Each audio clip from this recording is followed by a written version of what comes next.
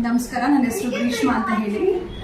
ನಾನಿವಾಗ ಇಬಯೋಟೋರಿಯಂ ಪ್ರಾಡಕ್ಟ್ ತಗೊಂಡು 1 ಮಂತ್ ಆಗ್ತಾ ಇದೆ. ನನಗೆ ಒಬ್ರು ಹೀಗೆ ಯಾರೋ ಹೇಳಿದ್ರು ಇಬಯೋಟೋರಿಯಂ ಪ್ರಾಡಕ್ಟ್ ಬಗ್ಗೆ. ಅದಕ್ಕೆ ಮುಂಚೆ ನನಗೆ ಹೆಲ್ತ್ ಇಶ್ಯೂಸ್ ತುಂಬಾ ಇತ್ತು. ಹೆಲ್ತ್ ಇಶ್ಯೂಸ್ ಅಂದ್ರೆ one of the most biggest problem ನನಗೆ ಅನಿಸ್ತಾ ಇದ್ದದಂದ್ರೆ low BP and hormonal imbalance ತುಂಬಾ ಇತ್ತು ನನಗೆ. ಈ ಲೋ BP ಇರೋದ್ರಿಂದ ಬಾಡಿ ಪೂರ್ತಿ ಸ್ವೆಲ್ಲಿಂಗ್ ಇತ್ತು, ಕಾಲ್ ಕೆಳಗಡೆ ಇಡಕ್ ಆಗ್ತಿರ್ಲಿಲ್ಲ, ಸಿವಿಯರ್ ಪೇನ್, ಹಾರ್ಮೋನಲ್ ಇಂಬ್ಯಾಲೆನ್ಸ್ ತುಂಬಾನೇ ಇತ್ತು. ತುಂಬಾ ಮೆಡಿಕೇಶನ್ಸ್ ಎಲ್ಲ ತಗೊಂಡು ಯಾವ ಟೆಸ್ಟ್ ಮಾಡಿದ್ರು ಎಲ್ಲ ನಾರ್ಮಲ್ ಇದೆ, ಬಟ್ ಆದ್ರೂ ಹೆಲ್ತ್ ಇಶ್ಯೂಸ್ ತುಂಬಾನೇ ಇತ್ತು. ಆ ಟೈಮಲ್ಲಿ ನನಗೆ ಹೀಗೆ ಈ ತರ ಯಾರೋ ಹೇಳಿದ್ರು ಇಬಯೋಟೋರಿಯಂ ತಗೊಳ್ಳಿ ಅಂತ ಅಂದ್ಬಿಟ್ಟು. ವೆಯ್ಟ್ ಗೇನು ತುಂಬಾ ಆಗ್ತಾ ಇತ್ತು. ಸೊ ಡಾಕ್ಟರ್ಸ್ ಹತ್ರ ತೋರಿಸಿದ್ರೆ ಅವ್ರು ಹೇಳೋರು ಇದು ವೆಯ್ಟ್ ನಿಮ್ಗೆ ಬಾಡಿ ಪೂರ್ತಿ ಸ್ವೆಲ್ಲಿಂಗ್ ಇದೆ ಅಷ್ಟೇ, ಅದನ್ನ ಹೇಗೆ ರೆಡ್ಯೂಸ್ ಮಾಡ್ಬೇಕಂತಾನೆ ಗೊತ್ತಾಗ್ತಾ ಇರ್ಲಿಲ್ಲ, ಅಷ್ಟು ಪ್ರಾಬ್ಲಮ್ಸ್ ಇತ್ತು ನನಗೆ. ಬಟ್ ಈ ಇಬಯೋಟೋರಿಯಂ ಪ್ರಾಡಕ್ಟ್ ತಗೊಳಕ್ ಶುರು ಮಾಡಿ 1 ವೀಕ್ ಆಯ್ತು ಅಷ್ಟೇನೆ.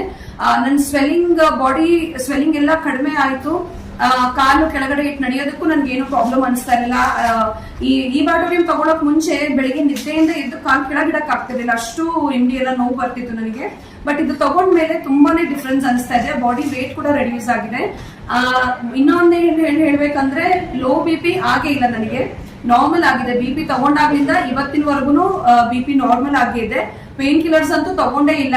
ಏನಾದ್ರೂ ಕೈ ನೋವು, ಕಾಲು ನೋವು ಅನ್ಸಿದ್ರು ಸಹ ವಾಟರ್ ಬಾಟಲ್ಗೆ ಕಟ್ಟುವಂತ ಪ್ಯಾಡ್ ನ ಕೈಗೆ ಕಟ್ಟಿದ್ರೆ ಅಥವಾ ಕಾಲ್ಗೆ ಕಟ್ಟಿದ್ರೆ ಸಾಕು, 15-20 ಮಿನಿಟ್ಸ್ ಮ್ಯಾಕ್ಸಿಮಮ್ ನೋವು ಹಾಗೆ ಡಿಸಪಿಯರ್ ಆಗುತ್ತೆ.